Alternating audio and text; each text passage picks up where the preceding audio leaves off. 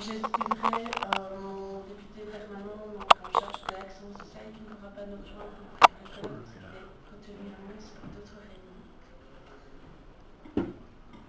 Alors, vous vous demanderez peut-être, pour ceux en tout cas qui nous connaissent et qui savent que la coordination est surtout active sur la province du réseau en matière de violence entre partenaires.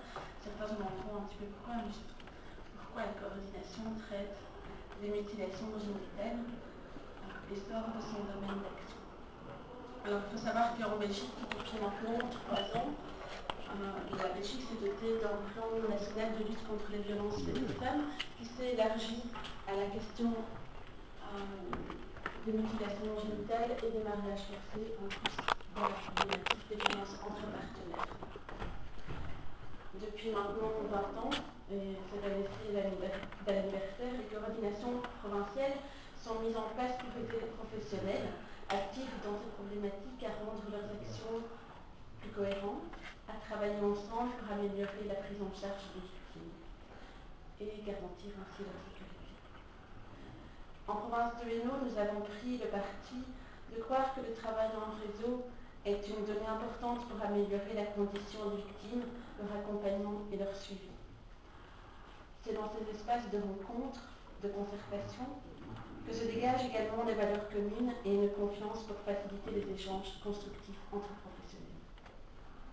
En matière de violence faites aux femmes, la coordination s'est donnée comme objectif de favoriser ces lieux afin de réfléchir entre professionnels au comment, avec nos différences, avec nos missions respectives, nous pouvons agir chacun à son niveau pour les victimes.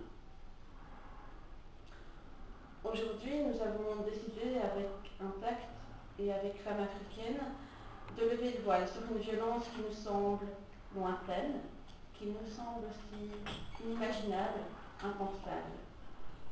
Cette violence si lointaine n'a pas encore été intégrée dans nos pratiques et cela pose question pour l'accompagnement des victimes qui sont confrontées à cette violence. Aujourd'hui donc, nous parlerons de mutilation génitale féminine. Alors pour ce faire, nous avons fait appel à différents experts qui sont praticiens, qui sont experts, qui ont développé en tout cas une pratique pour pouvoir accueillir des femmes qui sont victimes de mutilation génitale. Pour commencer cette journée, parce que ce chemin, en tout cas cette organisation est avant tout une grande aventure humaine qui s'est décidée sur une rencontre humaine. Je laisserai Angela venir nous expliquer son parcours, qu'elle puisse aussi rendre compte, comme elle l'a fait avec moi, de toutes les difficultés qu'elle peut rencontrer en tant que victime de mutilation génitale et de tout le chemin et de toute l'énergie positive qu'elle a pu en tirer pour en faire profiter d'autres victimes sur chaque fois. Ensuite, nous aurons l'occasion d'écouter Madame Pierrette Esberger-Fofana, qui est docteur en philosophie, professeure à l'Université Nuremberg, conseillère municipale en Allemagne.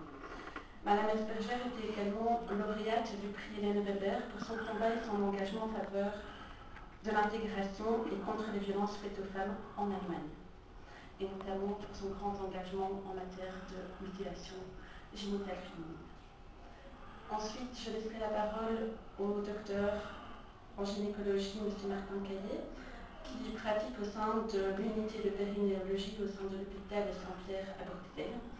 Celui-ci est spécialisé dans l'accompagnement médical des femmes qui ont subi des mutilations génitales et il nous expliquera justement son intervention en tant que professionnel de la santé et son intervention aussi en matière de reconstruction. Pour terminer cette matinée, on aura l'occasion d'écouter Céline Verbroek, qui est avocate au barreau de Bruxelles, mais également fondatrice et présidente de l'ASBL Impact, qui est spécialisée dans l'accompagnement juridique des victimes de mutilation génitale. Alors, à partir de ce socle commun, qui sera très intéressant, très théorique aussi, en tout cas pour cette matinée, nous souhaitions donner l'envie de peut-être développer sur Charleroi une pratique en matière d'accompagnement de victimes de mutilation génitale.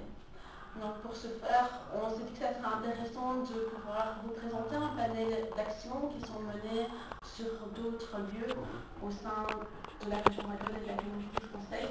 Donc c'est pour ça qu'on a fait appel à l'équipe du GAMS pour venir présenter leurs actions à Bruxelles avec des femmes qu'elles accompagnent. Dialabo nous présentera aussi le travail qu'elle effectue déjà sur Charleroi, avec les femmes, mais aussi avec les hommes, avec les papas de fillettes qui sont à risque de mutilation. Nous accueillerons également le collectif de lutte contre les mutilations génitales féminines de Liège, qui nous expliquera la pratique en réseau qu'ils ont pu mettre en place sur Liège. Voilà, je vous souhaite une très très bonne journée. Nous ferons une pause vers 10h15, 10h30 en fonction du temps, mais comme je disais, on va lâcher prise sur les horaires et on aura l'occasion de manger un peu sur place pendant midi.